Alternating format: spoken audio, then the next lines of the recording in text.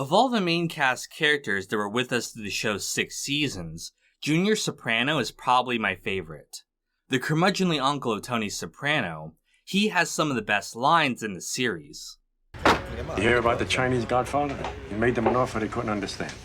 Junior is the boss in name of the family, while Tony really runs things on the street. Though relatives, their relationship is incredibly rocky. At times, Junior serves as a mentor to Tony, offering him advice when he can't turn to anyone else.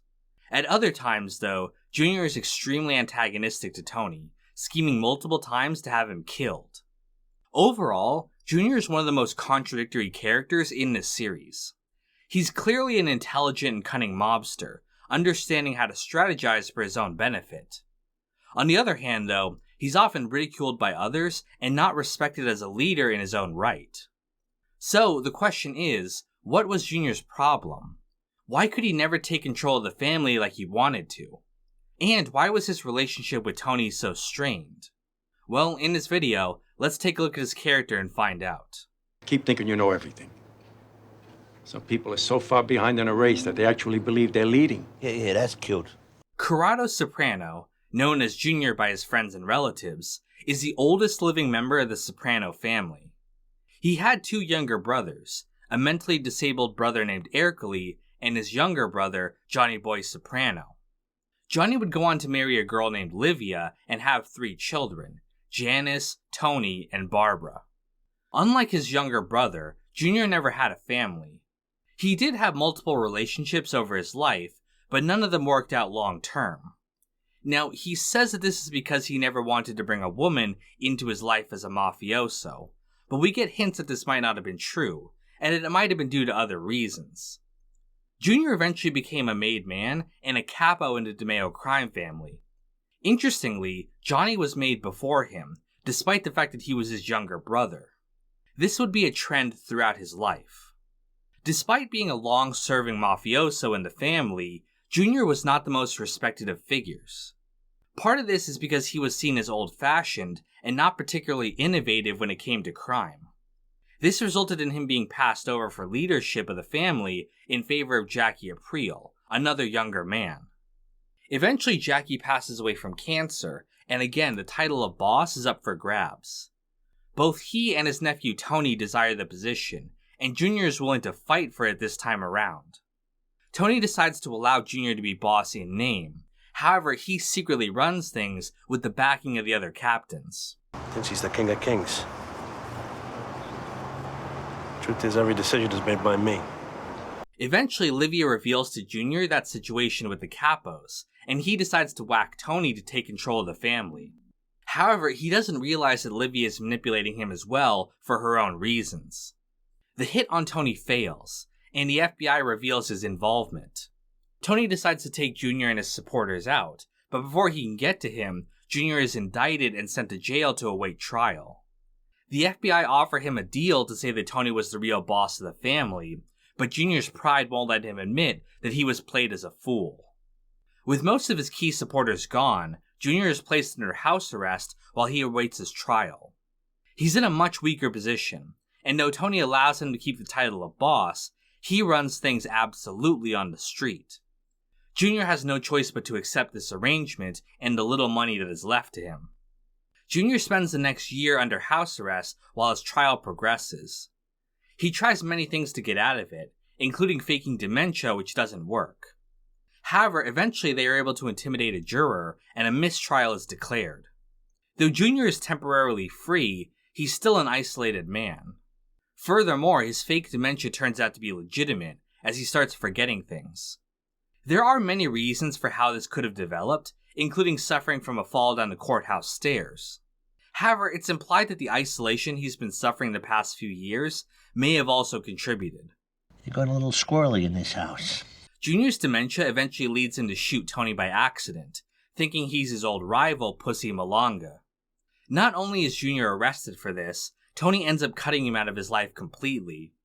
Junior spends the rest of his life in mental institutions, gradually forgetting more and more of his life. In his final scene, Tony visits Junior, who can barely recognize him and remembers nothing as his life as a mobster. Though Tony had hated Junior for shooting him, We see him shed a tear that the man he once loved is now gone completely. Now, Junior's life is obviously tragic. He spends the majority of it alone, without a family of his own. He never gets the power or respect he feels he deserves, and in the end, he'll probably die alone in a miserable looking place. But it didn't have to be this way. Junior was obviously an intelligent guy. He knew how to strategize, often offering advice to Tony on this front. When Richie gets out of prison, he approaches Junior with an alliance to undermine Tony and take him out. Though Junior goes along with this, when he realizes that Richie doesn't stand a chance against Tony, he wisely betrays him in order to score what points he can with Tony. So, given how shrewd Junior was, why was he never able to achieve his dream and become the real boss of the family? Well, one of the reasons is because of his leadership style. Junior is seen to be living in the past, not pushing the family forward into new creative money-making schemes like Tony. Another is his greed. He demands a lot from those under him, and doesn't share the spoils like other more generous bosses would.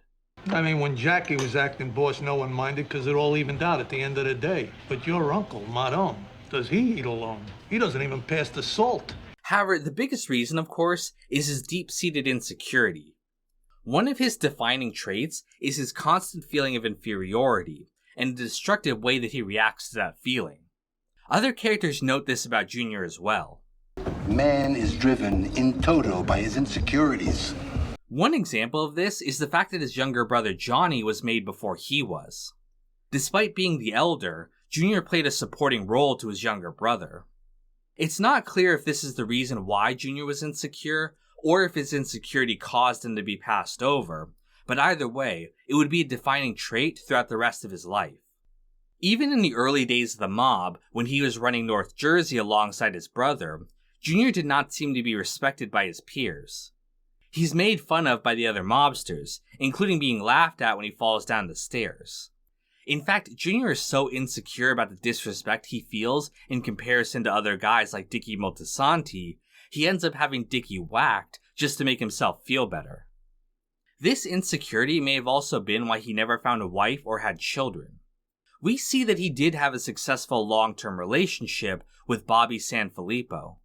However, when she accidentally lets it slip that Junior performs oral sex on her, something that's seen as shameful in the mob, Junior breaks up with her out of pride, despite the fact that she genuinely loved him. He later seems to regret this, as he tries calling her to get back together, but she wants nothing more to do with him by that point. Roberta Sanfilippo didn't call back, did she? I gotta be honest, Junior. When I ran into her Fountains of Wayne that time, she was very cold. Now, a man's reputation is obviously important in the Mafia, as people can be killed over little things like that. But it's clear that Junior's pride and ego led him to make decisions that he later regrets. After all, it's this very need to be respected that allows Tony to manipulate him with the title of boss. Junior wants it so badly that he doesn't even realize that Tony is the one in charge, and even pays Tony for the privilege. But his relationship with Tony is more complicated than just their struggles to be boss. Despite the fact that he tried multiple times to have Tony killed, Junior obviously cares about Tony. Not only does he provide advice for Tony when he can't go to anyone else, he's also something of a father figure to him. He spent more time playing catch with him than his actual father, in fact. How many fucking hours did I spend playing catch with you? In fact, when Junior's at the mental hospital, the only thing he can remember is playing ball with Tony. There's actually something interesting about this. At the end of the first season, Tony said that if you're lucky, you'll remember the good times at the end. At the end of his life, Junior can't remember any of the bad things he did with his life, only that he used to play ball with Tony.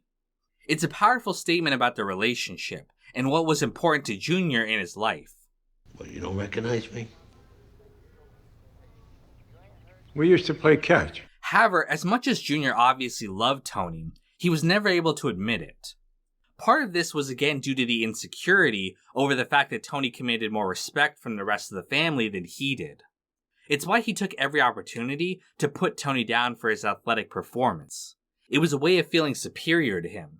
When I was young, he told my girl cousins I would never be a varsity athlete, and frankly, That was a tremendous blow to my self-esteem.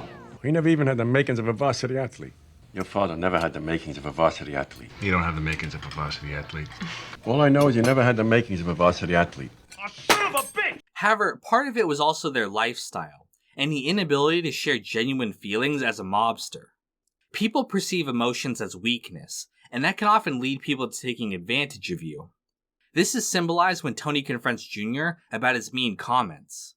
He's watching a documentary about prairie dogs hiding from coyotes, a symbol of how careful they need to be to avoid being someone else's prey. I mean, don't you love me?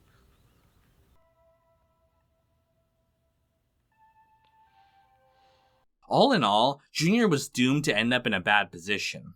He was part of an organization that preys on weakness, and he had several personality issues that meant that he would never truly command respect the way that others did. But for all the pain he went through over the course of the show, there is one thing that's positive about his ending. He's one of the few characters that got to live the life in his own way, free from the burdens of his past. And that at least is something that we can all hope for.